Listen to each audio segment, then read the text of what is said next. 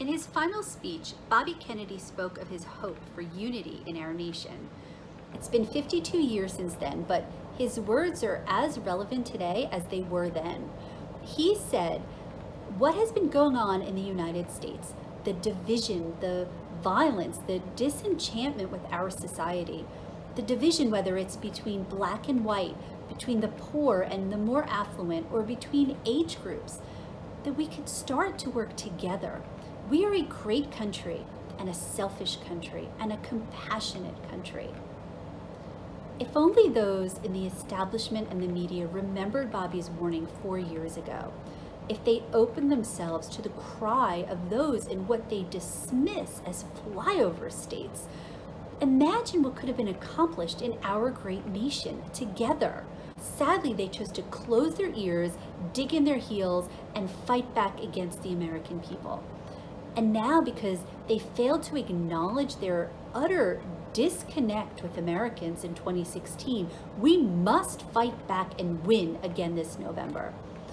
We must find our voices and stand up to the decay and the destruction and division spreading over our nation. We must come together and find what unites us and move towards that. Because we are all Americans. We are all part of the whole of this amazing country. And perhaps then we can follow through on what Bobby hoped for when he said, what I think all of these have indicated, the people in the United States want a change. And that change can come about only if they recognize the importance of what has happened across the rest of this country. The country wants to move in a different direction. We want to deal with our own problems within our own country. And I would hope that we can now concentrate on having a dialogue or a debate on what direction we want to go in the United States. What we're going to do in the rural areas and the urban areas of this country. What we're going to do for those who still suffer in the United States from hunger. What we're going to do around the rest of the globe, and whether we're going to continue with policies which have been so unsuccessful. I think we should move in a different direction. I agree with him wholeheartedly. These policies that Democrats have pushed on us over the last 70 years while they've been in control of our district have failed completely. In those 70 years, unemployment in our cities more than doubled, and this is before the coronavirus. Our poverty rate is 3 times as high as the state's.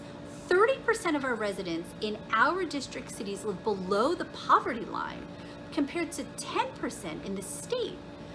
It is undoubtedly time for a change. And that direction Bobby dreamed of was not backwards and was not towards socialism as Donald Payne, Biden, and the Democrats would take us. It was towards uniting and healing a fractured America. We were fractured during Bobby's time because of Vietnam, because the ruling class refused to listen to and put the American people first. And we are fracturing again for those very same reasons. The American people 4 years ago spoke out against their policies, and they just ignored us and fought against it every step of the way. We must now move forward into a future free of the divisive identity politics that tear us apart, free of government control over individuals, free of crushing regulations and taxes, and free of the union stranglehold on our education system. And with a free market, a vibrant economy, and peace in our streets.